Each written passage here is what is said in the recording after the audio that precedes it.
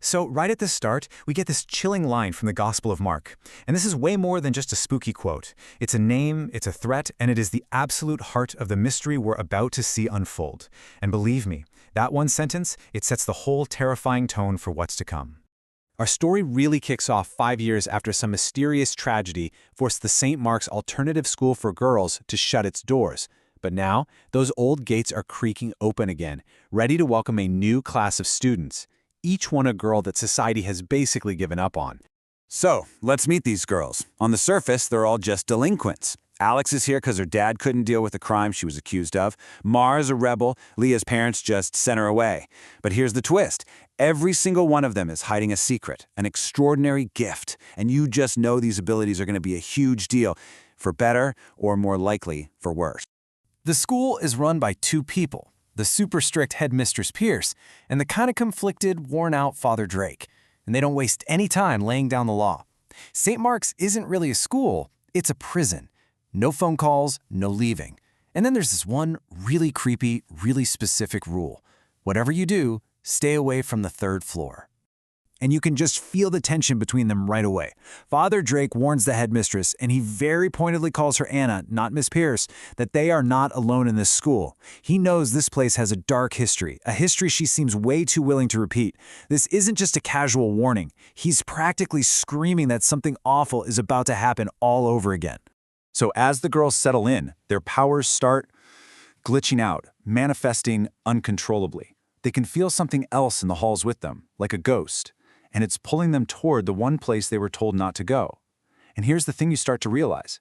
That big rule about the third floor, yeah, it was never about keeping them safe. It was about keeping a secret safe. And this is that secret. 5 years ago, a student named Elizabeth Dobbs got obsessed with a demon called Legion. That obsession ended with her getting possessed right in front of Father Drake. And then she just vanished. Poof, from inside a locked room. The scandal was so huge it shut the whole school down. Well, until now, of course.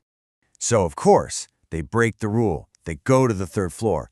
And what they find is an absolute nightmare. It's a ritual chamber, and it's not old and dusty. It's been prepared specifically for them. There are 5 locks on a gate, 1 for each girl. Their personal belongings, even their blood samples from those mandatory tests, are all laid out. This was a trap from the very beginning.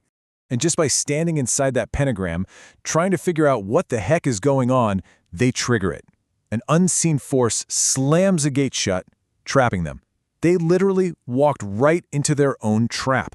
A dark bargain has just been sealed, and guess who the payment is? Them. And just like that, the ritual is complete. The same ancient evil that brought this school to its knees 5 years ago is now unleashed. Legion has returned, and it's come to collect. So you're probably asking, what is Legion? Well, the girls do a little digging, and it's bad news. Legion isn't just one demon. Think of it more like a hive mind, a swarm of maybe thousands of evil spirits all crammed into one person. They're not fighting a demon, they're fighting an army. And Legion doesn't waste any time. It picks its first host, Leah. The change is terrifying. The quiet, homesick girl who just wanted to call her parents, she turns into this ravenous, cruel monster. Her body isn't hers anymore. It's just a puppet for the thousands of spirits inside, and it uses her to taunt the other girls and face down a horrified Father Drake. And just to show everyone it means business, Legion immediately goes on a killing spree. It brutally murders Connie, the gentle spiritual conduit, and then it kills Father Drake. The man has been drowning in guilt over what happened 5 years ago. Boom. 2 people dead just like that. The message is crystal clear. Legion is in control. So, the surviving girls run to the one adult they think they can trust, Headmistress Pierce. And this is the final gut punch of a twist. She doesn't help them. She locks them in. It turns out Miss Pierce is actually Anna Dobbs, the older sister of Elizabeth, the girl who vanished. And this whole thing, reopening the school, bringing them here, it was all her plan. And in that moment, trapped and betrayed, it all clicks into place. They were never students. They are sacrifices. They're just pawns in Anna's desperate, monstrous plan to save her sister from hell. I mean, think about how monstrous her plan was. She reopened the school to find 5 unwanted girls she thought nobody would miss, who just happened to have these supernatural gifts that made them perfect vessels. She then used their blood to offer their souls to the very demon that took her sister, hoping Legion would trade 5 tarnished souls for her one perfect sister.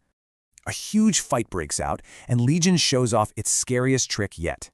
It can jump bodies. It leaps right out of Leah and into Cecilia.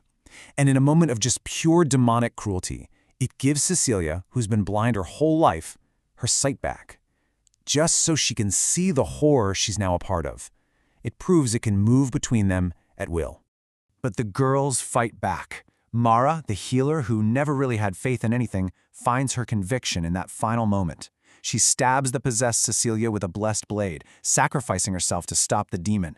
It's this incredible, heroic act, but it messes up Anna's math. Legion's voice booms out, "I have not the 5, but only 4. The deal is incomplete." Hearing those words, Alex remembers something her dad once told her. We all have a debt to pay, and she believes this is her debt. So she makes this absolutely devastating choice.